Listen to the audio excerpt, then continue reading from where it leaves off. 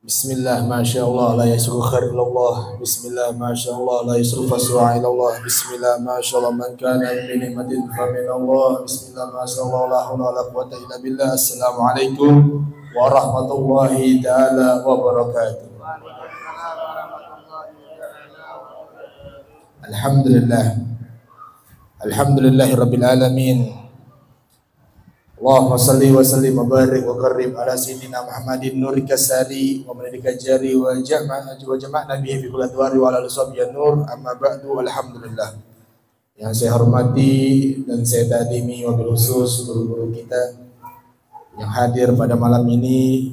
Mudah-mudahan beliau guru-guru kita yang di depan ini mudah-mudahan sehat walafiat, panjang umur, istiqamah, dijaga selalu oleh Allah Subhanahu wa taala.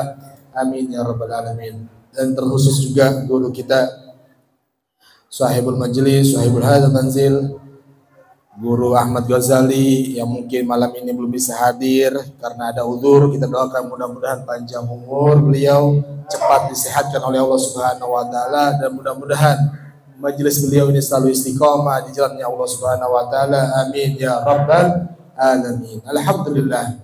Malam ini kita kembali lagi berkumpul di dalam suatu pertemuan, suatu majelisnya Nabi Muhammad SAW.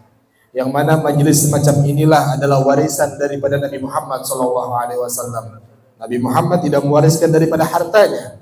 Nabi Muhammad tidak mewariskan daripada berlian, permata, perak, bukan. Akan tetapi Nabi Muhammad mewariskan daripada ilmu-ilmu yang sampai saat ini telah disampaikan oleh para ulama-ulama kita. Maka dari itu mari kita tatkala datang majelis semacam ini ambil daripada hadiah, ambil daripada ilmu tersebut.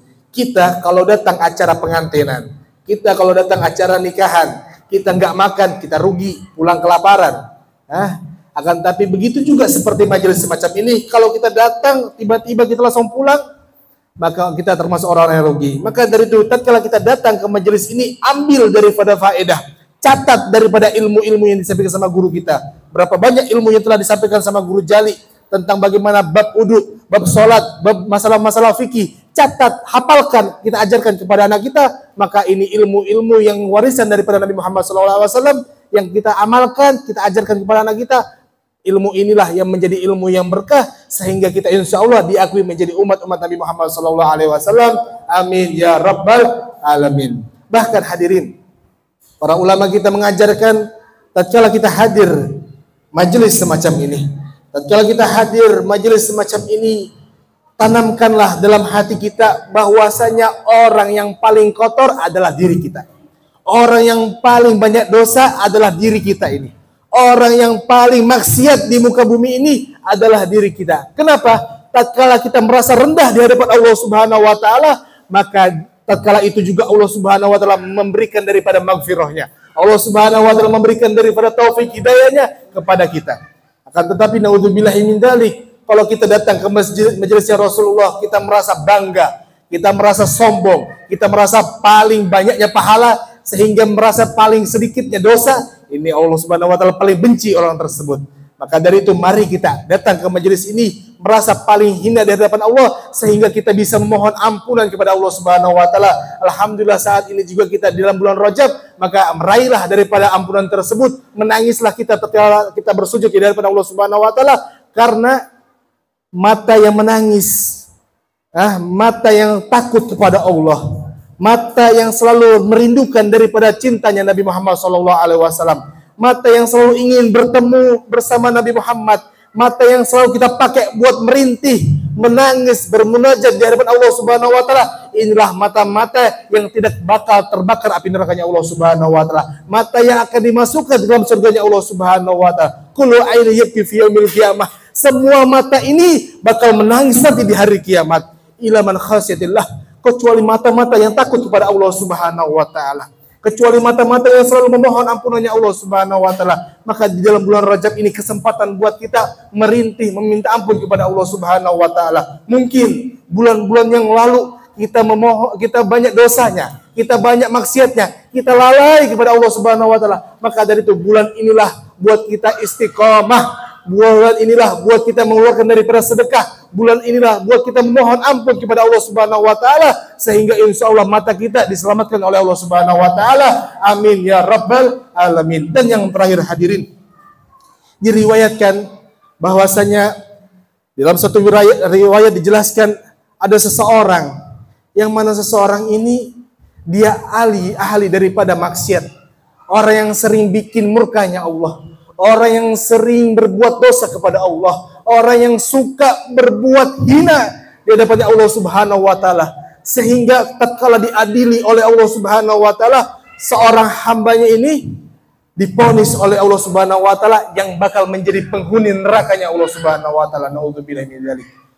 Maka tatkala itu seorang ini yang telah diponis orang yang bakal masuk ke nerakanya Allah dibawa oleh malaikat. Mereka bawa ini orang-orang ini bakal dimasukkan ke neraka jahanamnya Allah Subhanahu wa taala. Tatkala di tengah-tengah perjalanan yang mau dibawa ini mau diceburkan ke nerakanya Allah Subhanahu wa taala, terdengar daripada anggota tubuhnya suara rintihan mengucapkan Allah, Allah, Allah. Suara rintihan mengucapkan nama Allah Rabbul Alamin Jalla Jalaluhu wa ta'ala, berzikir kepada Allah Subhanahu wa ta'ala. Akan tapi tatkala itu mereka heran, malaikat heran, kenapa kok bisa ini orang diponis oleh Allah masuk neraka akan tapi masih berzikir di dalam anggota tubuhnya. Hingga para malaikat berkata kepada Allah, ya Allah, sesungguhnya ini orang di dalam anggota tubuhnya ada anggota tubuh yang menyebut namamu ya Allah. Kami nggak bisa mampu untuk menyiksa orang ini. Akhirnya katanya Allah Subhanahu wa taala, kalau begitu lihat, telusuri anggota tubuh mana yang merintih, menangis, menyebut nama Allah Subhanahu wa taala. Anggota tubuh mana mereka yang merintih? Sehingga para malaikat melihat ternyata yang menangis, yang merintih memohon nama Allah, yang merintih meminta ampun kepada Allah Subhanahu wa taala adalah bulu matanya orang tersebut. Bulu matanya orang tersebut yang merintih, menangis, menyebut nama Allah Subhanahu wa taala. Sehingga Allah Subhanahu wa taala berkata kepada bulu mata ini, wahai bulu mata, bukannya engkau sudah kuponis orang yang bakal masuk ke nerakanya Allah bersama jasadnya ini? Maka bulu mata tersebut berkata, benar ya Allah, benar engkau ponis kami untuk masuk ke nerakanya engkau ya Allah. Akan tetapi ketahuilah ya Allah, aku bulu mata adalah sebagai saksi bahwasanya orang tersebut adalah orang yang mana dia pernah menangis, air matanya membasahi daripada bulu mata tersebut, wahai Allah. Orang tersebut pernah menangis tatkala tengah malamnya takut kepada engkau, wahai Allah. Orang tersebut pernah menangis meminta ampun daripada ampunanmu, ya Allah. Orang tersebut pernah menangis karena dia takut meninggal dalam keadaan su'ul khatimah, wahai Allah. Maka Allah Subhanahu wa taala dengan kebijaksanaannya apa? Bulu mata tersebut diberikan kabar gembira, wahai bulu mata, kalau begitu engkau bersama jasadnya orang tersebut, bersama anggotanya orang ini, silakan masuk ke dalam surganya Allah Subhanahu wa taala dengan rahmatnya, kasih sayangnya Allah Subhanahu wa taala. Sallallahu Nabi Muhammad.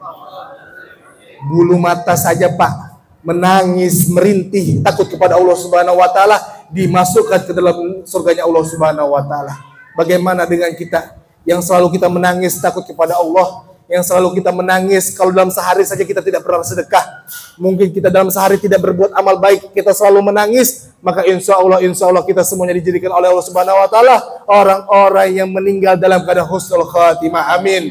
Meninggal dalam keadaan husnul khatimah di dalam bulan Rajab ini mendapatkan ampunannya Allah Subhanahu wa taala. Sungguh merugi kita kalau masuk bulan Rajab, keluar bulan Rajab tidak mendapatkan daripada ampunannya Allah Subhanahu wa taala. Maka dari itu mumpung masih bulan Rajab inilah, mari kita raih ampunannya Allah dengan hadir majelis semacam ini. Mari kita raih ampunannya Allah dengan memperbanyak sedekah. Mari kita raih ampunannya Allah dengan membaca Al-Quran dan amalan-amalan lainnya, sehingga insya Allah kita semuanya diberikan keberkahan sebagaimana doanya Nabi Muhammad, Allahumma barik lana fi Rajab wa Sa'ban wa barik Ramadan. Ya Allah, berkahilah kami dalam bulan Rajab dan bulan Sa'ban, dan sampaikanlah umur kami sehingga masuk bulan Ramadan mendapatkan daripada itu minan nar, pembebasan api nerakanya Allah Subhanahu wa taala. Amin amin ya rabbal alamin ya rabbal alamin. Alhamdulillahirabbil alamin. Hanya ini dapat saya sampaikan, kurang lebihnya mohon maaf. Hadza minni wa lakum minkum. Wassalamualaikum warahmatullahi taala wabarakatuh.